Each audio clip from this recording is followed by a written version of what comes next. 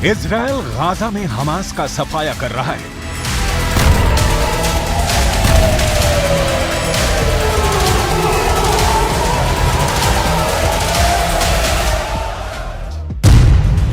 Lebanon front पर Israel Hezbollah को सबक सिखा रहा है।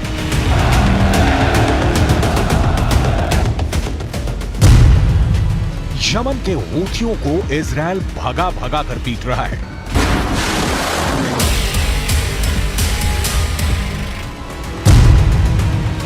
इराक में इजराइल मिलिशिया फाइटर्स को मिसाइल धमाके से उड़ा रहा है।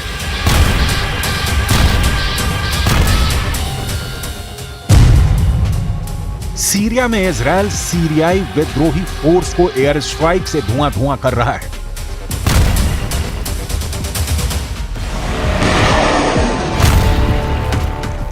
इजराइल का बारूदी हमला हर गुजरते दिन के साथ तेज हो रहा है।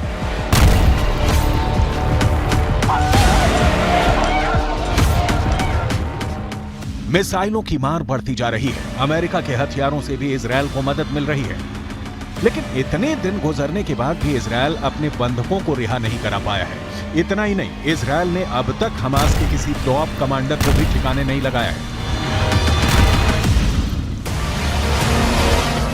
कई फ्रंट पर युद्ध में उलझे इजराइल के लिए अब सबसे बड़े दुश्मन ने नई आफत को बुलाया है।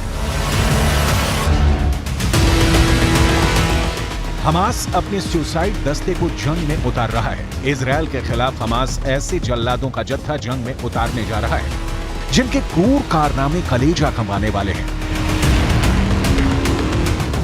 इजराइल की फोर्स भले ही कितने आधुनिक हथियारों से लैस हो, लेकिन दुनिया के सबसे बेरहम आतंकियों की टोली से निपटना उसके लिए आसान नहीं होगा,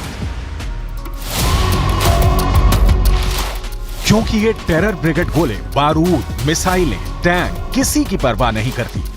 यही नहीं, युद्ध के कोई नियम कायदे भी नहीं मानते ये फिदाइन फाइटर। इन हैवानों को ना अपनी जान की परवाह है, ना इंसानियत से उनका कोई वास्ता है। सबसे पहले ये जान लीजिए कि युद्ध के बीच ये दहशतगर्द किन हथकंडों को आजमाकर विरोधी खेमे में खौफ पैदा करते हैं।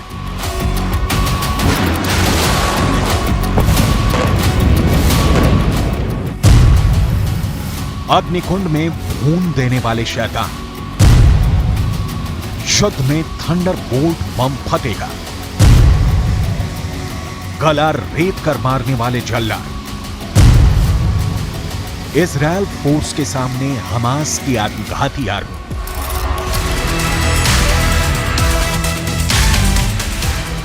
मतलब फिदाइन फोर्स, वही जो खुद को बारूद से बांधकर फट जाते हैं, वही जो शांति काल में नरसंहार मचाते हैं,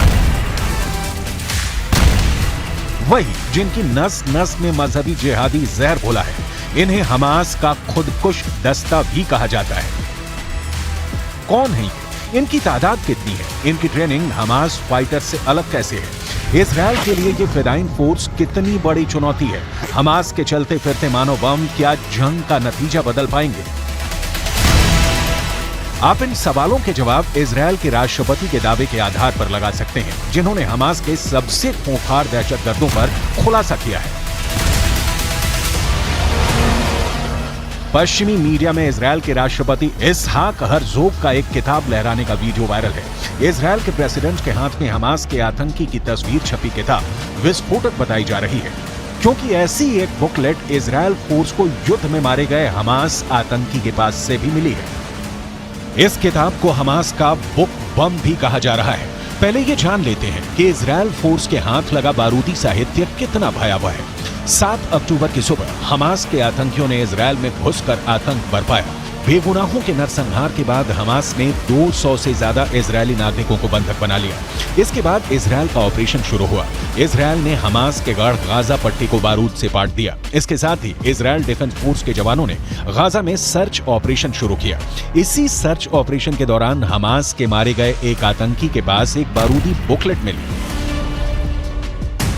इस बुकलेट के ब्यौरे ने इजराइल फोर्स के साथ नेतन्याहू की भी टेंशन बढ़ा दी है, क्योंकि हमास के आतंकी से मिले बुकलेट में इजराइल से युद्ध के सारे पैंतरे लिखे थे। हमास के आतंकी से मिले बुकलेट में इजरायली नागरिकों को बंधक बनाने से जुड़ी गाइडलाइन लिखी गई है। हमास की किताब में लिखा गया है कि बंधकों में जो भी ज्यादा समस्या पैदा करे उसे फौरन जान से मार देना है। हमास के इस टेरर लिटरेचर के 8 पन्ने सबसे विध्वंसक हैं, जिसमें बंधकों को मौत के घाट उतारने के तरीके बताए गए हैं। इसके साथ ही हुलिया बदलकर इजरायली नागरिकों में घुल मिल जाने के तरीके भी किताब में लिखे गए हैं। इसका मतलब है कि 7 अक्टूबर को इजरायल पर धावा बोलने वाले हमास के कुछ आतंकी अब भी इजरायल में छिपे हो सकते हैं।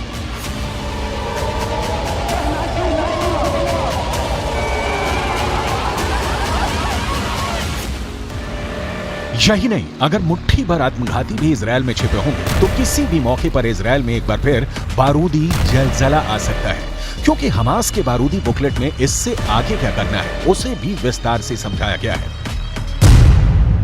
हमास आतंकी से मिले बुकलेट में गोलीबारी, ग्रेनेड के इस्तेमाल से इजरायल में अराजकता पैदा करने को चरणबद्ध तरीके से समझाया गया है। इसके आगे चैप्टर में गाड़ी को बारूदी बम बनाकर उड़ाने का आदेश दिया गया है। साथ ही बंधकों को लेकर कहा गया कि छोटे बच्चों से लेकर बुजुर्गों तक के हर वक्त हाथ पैर बांध कर रखा जाए। बुकलेट में बंधकों को शांत रखने के लिए उनकी आंखों पर पट्टी बांधने के निर्देश हैं।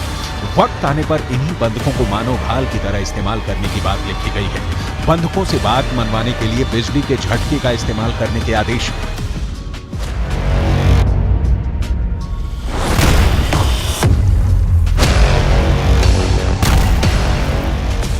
हमास की इसी बुकलेट को इजरायल के राष्ट्रपति इसहाक हर्जोग ने पश्चिमी मीडिया में दिखाकर हमास की हकीकत से सबसे रूबरू करवाया। इजरायल के राष्ट्रपति ने इंटरव्यू के दौरान हमास की हैंडबुक की हॉरर स्टोरी भी सुनाई। इसहाक हर्जोग ने बताया कि हमारा सामना एक अत्यंत क्रूर और अमानवीय शत्रु से है, जिसे हमें बिना किसी दया के उखाड़ फेंकना है। ये लड़ाई इजरायल बनाम फिलिस्तीन या यहूदी धर्म बनाम इस्लाम नहीं है। ये लड़ाई इंसानों और मानवता के बारे में है। क्या हम अच्छे के साथ हैं या बुराई के साथ?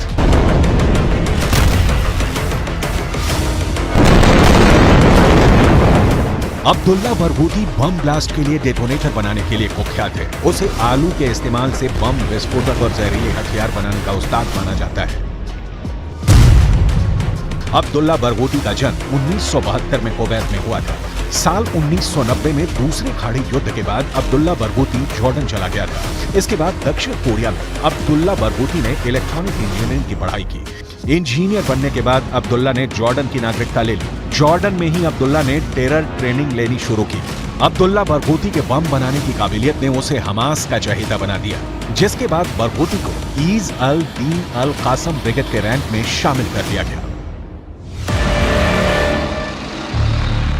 अब्दुल्ला बरगूती ने हमास में सुसाइड बॉम्बर का दस्ता बनाने में सबसे अहम भूमिका निभाई। हमास का टॉप कमांडर बनने के बाद बरगूती ने एक बारूदी कारखाना तक खोल दिया था। बरगूती को साल 2003 में इजरायल ने गिरफ्तार कर लिया था। इजरायली नागरिकों की हत्या के जुर्म में बरगूती को 5200 साल के जेल की सजा सुनाई गई है। हालांकि इसी बरगूती के तैयार किए गए आत्मघाती हमलों के तरीके को हमास के आतंकी अमल में लाकर अब भी इजरायल में आतंक फैला रहे हैं।